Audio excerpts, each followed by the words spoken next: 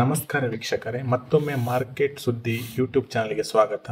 ಇವತ್ತು ಮಾರ್ಕೆಟ್ನಲ್ಲಿ ಏನೆಲ್ಲ ಆಯಿತು ಅಂತ ನೋಡೋದಾದರೆ, ಮೊದಲನೇದಾಗಿ ವೇದಾಂತ ಶೇರ್ಗಳು. ಇವತ್ತು ವೇದಾಂತ ಶೇರ್ ಮತ್ತು ಹಿಂದೂಸ್ತಾನ್ ಜಿಂಕ್ ಎರಡು ಒಂದೇ ಕಂಪನಿ ಶೇರ್ಗಳು.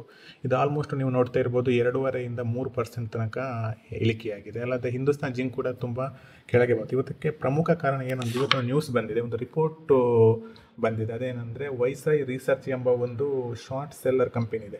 ಶಾರ್ಟ್ ಸೆಲ್ಲರ್ ಕಂಪನಿ ನಿಮಗೆ ಗೊತ್ತಿರ್ಬೋದು, ಈ ಹಿಂದೆ ಹಿಡನ್ಬರ್ಗ್ ಅನ್ನೋ ಒಂದು ಕಂಪನಿ ಇತ್ತು, ಅದು ಅದಾನಿ ಬಗ್ಗೆ ಒಂದು ರಿಪೋರ್ಟ್ ಪಬ್ಲಿಷ್ ಮಾಡಿತ್ತು. ಇದರಿಂದಾಗಿ ಅದಾನಿ ಶೇರ್ಗಳು ತುಂಬ ಕೆಳಗೆ ಹೋಯಿತು. ಆ ರಿಪೋರ್ಟ್ ಪಬ್ಲಿಷ್ ಮಾಡುವಂಥ ಮೊದಲೇ ಎಷ್ಟಿತ್ತು ನೋಡಿ, ಮೊದಲಿಗೆ ಎಷ್ಟಿತ್ತು ಶೇರ್ ಪ್ರೈಸ್ ಅದಾನಿದ್ದು, ಅಷ್ಟು ಇನ್ನೂವರೆಗೆ ತಲುಪಿಲ್ಲ, ಅಷ್ಟು ಸ್ಟ್ರಾಂಗ್ ಆಗಿತ್ತು ಆ ರಿಪೋರ್ಟ್. ಹಾಗೆ ಇದು ಒಂದು ಯಾವುದಂದರೆ ವೈಸ್ರಾಯ್ ರಿಸರ್ಚ್ ಎಂಬ ಒಂದು ಶಾರ್ಟ್ ಸೆಲ್ಲರ್ ಕಂಪನಿ. ಇದೇನಾಗಲಿದೆ ಅಂದರೆ ವೇದಾಂತದ್ದು ಪೇರೆಂಟ್ ಕಂಪನಿ ಇದೆ, ವೇದಾಂತ ರಿಸರ್ಚ್ ಲಿಮಿಟೆಡ್ ಅಂತೇಳಿ, ಅದನ್ನು ನಾವು ಶಾರ್ಟಾಗಿ VRL ಅಂತ ಹೇಳ್ಬೋದು. ಅವ್ರೇನು ಮಾಡ್ತಿದ್ದಾರೆ ಅಂತ ಇವರ ಫಂಡನ್ನು ಯೂಸ್ ಮಾಡ್ತಿದ್ದಾರೆ, ಫೈನಾನ್ಷಿಯಲಿ ಆಗಿ ಅವರು ಫಂಡನ್ನು ಯೂಸ್ ಮಾಡ್ತಿದ್ದಾರೆ. ಯಾರ್ದು ವೇದಾಂತ ಫಂಡನ್ನು VRLನವರು ಯೂಸ್ ಮಾಡ್ತಿದ್ದಾರೆ, ಅವರ ಸಾಲವನ್ನು ಚುಕ್ತಾ ಮಾಡಲಿಕ್ಕೆ ಎಲ್ಲ ಯೂಸ್ ಮಾಡ್ತಿದ್ದಾರೆ. ಇದೊಂದು ಸ್ಟೇಟ್ಮೆಂಟ್ ಕೊಟ್ಟಿದ್ದಾರೆ. Viceroy Research said that the entire group structure is financially unsustainable, operationally compromised, and poses severe under appropriated risk to creditors ಅಂತೇಳಿ. ಅಂದರೆ ಆಲ್ಮೋಸ್ಟ್ ವೇದಾಂತ ಫಂಡನ್ನು ಉಂಟಲ್ಲ ಇವರು ಯೂಸ್ ಮಾಡ್ತಿದ್ದಾರೆ, ಸಿಂಪಲ್ ವರ್ಡಾಗಿ ಹೇಳ್ಬೋದು. ಇದರಿಂದಾಗಿ ಹಿಂದೂಸ್ತಾನ್ ಜಿಂಕ್ ಆಮೇಲೆ ನಿಮ್ಮದು ವೇದಾಂತಗಳು ಇವತ್ತು ತುಂಬ ಕೆಳಗೆ ಬಂತು. ಇನ್ನು ಮುಂದಿನ ಸುದ್ದಿ ನೋಡೋದಾದರೆ ಫಾರ್ಮಾ ಇಂಡಸ್ಟ್ರಿಗೆ ಸಂಬಂಧಪಟ್ಟದ್ದು, ಫಾರ್ಮಾ ಕಂಪನಿಗಳಿಗೆ ಸಂಬಂಧಪಟ್ಟದ್ದು. ಅದರಲ್ಲಿ ಏನಾಗಿದೆ ಅಂದರೆ, ನೀನು ಕೇಳಿರ್ಬೋದು, ಡೊನಾಲ್ಡ್ ಟ್ರಂಪ್ ಏನು ಹೇಳಿದೆ ಅಂದರೆ 200% ತನಕ ಟ್ಯಾರಿಫು ಫಾರ್ಮಾ ಇಂಪೋರ್ಟ್ ಮೇಲೆ ಹಾಕ್ತಾನೆ. ಅಂದರೆ ಆ USA ಎಲ್ಲಿಂದಲೇ ಇಂಪೋರ್ಟ್ ಆಗಿ ಬರುತ್ತೆ ಅಲ್ಲ ಫಾರ್ಮಾ ಐಟಮ್ಸ್ಗಳು, ಅದರ ಮೇಲೆ 200% ಟ್ಯಾರಿಫ್ ಆಗ್ತದೆ ಅಂತ ಹೇಳಿದ. ಅದೇನಾಗಿದೆ ಅಂದರೆ, ಈಗ ಆ ಟ್ಯಾರಿಫ್ ಆಗೋ ಟೈಮ್ ಇದೆಯಲ್ಲ, ಅದೀಗ 1 ರಿಂದ 1.5 ವರ್ಷ ನಂತರ ಹಾಕ್ತೇನೆ ಆ ಥರ ಹೇಳಿದ್ದಾರೆ. ಇದರಿಂದಾಗಿ ಏನಾಯಿತು, ಇದು ಒಂದು ಪಾಸಿಟಿವ್ ನ್ಯೂಸ್ ಆಯಿತು. ಇನ್ನೂ ಟೈಮ್ ಇದೆ ಅವನು ಡಿಸೈಡ್ ಮಾಡಲಿಕ್ಕೆ ಅಂತೇಳಿ.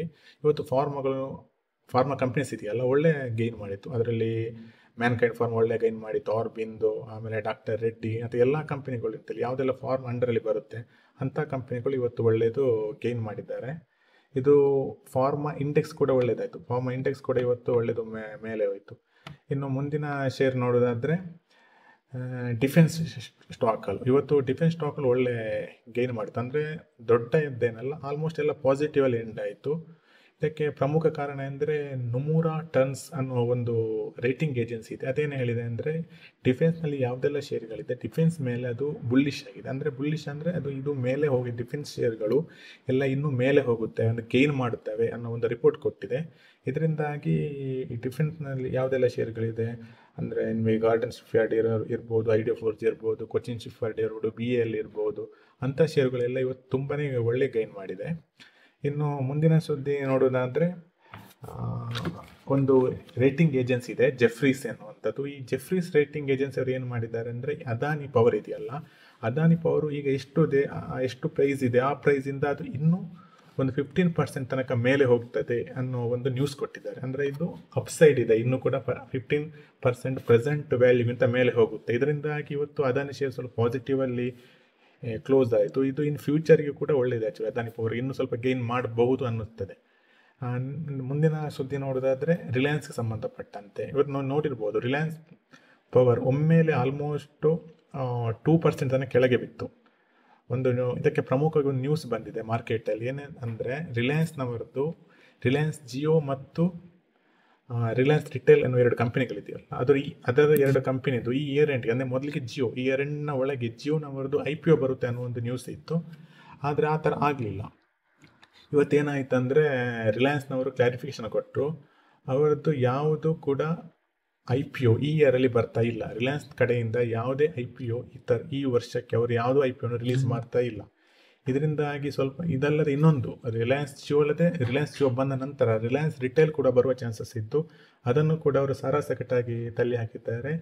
ರಿಲಯನ್ಸ್ ಜಿಯೋ ಮತ್ತು ರಿಲಯನ್ಸ್ ರಿಟೇಲ್ಗಳು ಮಾರ್ಕೆಟ್ಗೆ ಈ ವರ್ಷ ಬರುತ್ತಾ ಇಲ್ಲ. ಇದರಿಂದಾಗಿ ಇವತ್ತು ಸ್ವಲ್ಪ ಸೆಲ್ಲಿಂಗ್ ಪ್ರೆಷರ್ ರಿಲಯನ್ಸ್ ಇಂಡಸ್ಟ್ರಿಯಲ್ಲಿ ಕಾಣ್ತದೆ. ನೀವು ಹೇಳ್ಬೋದು, ಯಾಕೆ ರಿಲಯನ್ಸ್ ಇಂಡಸ್ಟ್ರಿ ಅದು IPOಗೂ ಮತ್ತು ರಿಲಯನ್ಸ್ಗೆ ಏನು ಸಂಬಂಧ? ಕೆಲವು ಇನ್ವೆಸ್ಟರ್ಸ್ ಇರ್ತಾರೆ, ರಿಲಯನ್ಸ್ ಜಿಯೋ ಮತ್ತು ರಿಲಯನ್ಸ್ ರಿಟೇಲ್ ಶೇರ್ಗಳು ಈ ವರ್ಷ ಬರ್ಬೋದು, ಯಾವುದೇ ಸಮಯದಲ್ಲಿ ಅನೌನ್ಸ್ ಮಾಡ್ತಾರೆ ಅನ್ನೋ ಕಾರಣದಿಂದ ರಿಲಯನ್ಸ್ ಶೇರ್ಗಳನ್ನು ತೆಗೆದಿಟ್ಟಿರ್ತಾರೆ.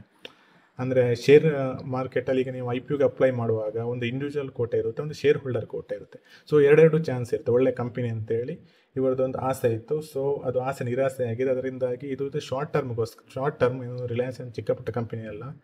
ಆಲ್ಮೋಸ್ಟ್ ನೀವು ನೋಡ್ತಾ ಇರ್ಬೋದು 20.56 lakh crores ಮಾರ್ಕೆಟ್ ಕ್ಯಾಪ್ ಇರುವಂಥ ಕಂಪನಿ.